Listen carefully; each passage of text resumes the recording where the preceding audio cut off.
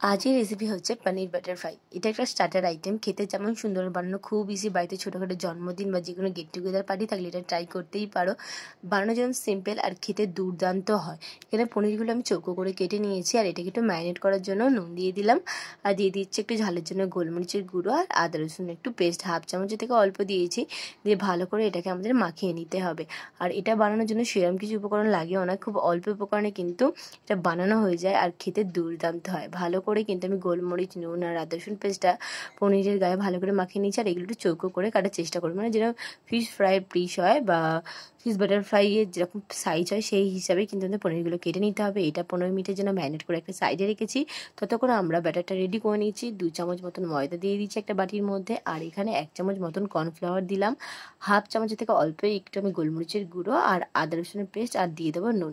আদা রসুনের পেস্ট কিন্তু খুব সামান্য দিতে হবে, খুব বেশি দেওয়ার দরকার নেই।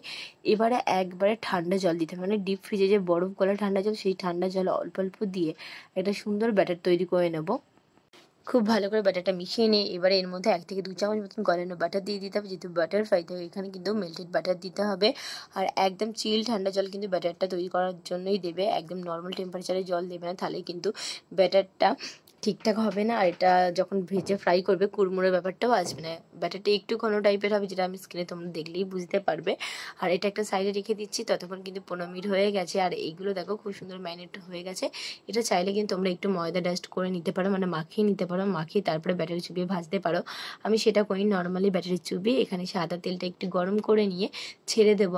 আর পনিরগুলো ছাড়ার সময় কিন্তু গ্যাসের ফ্লেমটাকে মিডিয়াম ফ্লেমে রাখতে হবে, কারণ এটা কিন্তু খুব তাড়াতাড়ি ভাজা হয়ে যায় আর খুব তাড়াতাড়ি কালার ধরে নেয়, নইলে কিন্তু পুরো ব্যাটারটা পুড়ে যাবে। আর লো টু মিডিয়াম ফ্লেমে ভাজতে মিনিমাম 3 থেকে 4 মিনিট মতন টাইম লাগে। এই স্টার্টার আইটেমটা খেতে যেমন সুন্দর, বানানো কত ইজি হয় হয়তো তোমরা ভিডিওর মাধ্যমে বুঝতে পারছো। আর এইভাবে ঠিকঠাক করে বানালে খেতে বেশ দুর্দান্ত লাগে।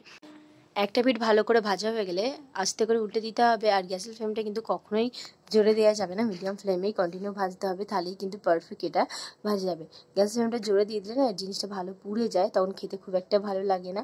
এইভাবে কিন্তু প্রত্যেকটা পনির বাটার ফ্রাই আমি ভেজে নিয়েছিলাম। আর যারা মাছ খাও না তারা কিন্তু এই আইটেমটা অবশ্যই ট্রাই করবে, আশা করি খুব ভালো লাগবে। আর এটা বানানো দেখতে পাচ্ছ কতটা ইজি, খেতে দুর্দান্ত লাগে। একে একে প্রত্যেকটা বাটার ফ্রাই আমি ভেজে নিয়েছি। এটা ভাজতে মিনিমাম 3 থেকে 4 মিনিট মতন তো টাইম লাগছে, খুব একটা দেরি হয় না। হাতে যদি আধা ঘন্টা টাইম থাকে এটা ইজিলি বানিয়ে নেওয়া যায়। আর যে কোনো অনুষ্ঠানে কিন্তু স্টার্টার আইটেমের মধ্যে এটা রেখো, আশা করি সবার খুব ভালো লাগবে। লাস্টের দিকে আমি একটু গ্যাসের ফ্লেমটাকে বাড়িয়ে দিয়ে ভেজে নিয়েছিলাম, ব্যাস এবার এটা তুলে নিচ্ছি। আর এটা সার্ভ করছি আমি টমেটো কেচাপের সাথে, খেতে জাস্ট দুর্দান্ত হয়েছিল। তোমাদের রেসিপিটা কেমন লাগলো জানতে ভুলবে না। ভালো লাগে চ্যানেলটাকে লাইক, কমেন্ট, শেয়ার, সাবস্ক্রাইব করে পাশে থাকবে। দেখা হচ্ছে অন্য কোনো ভিডিওর সাথে।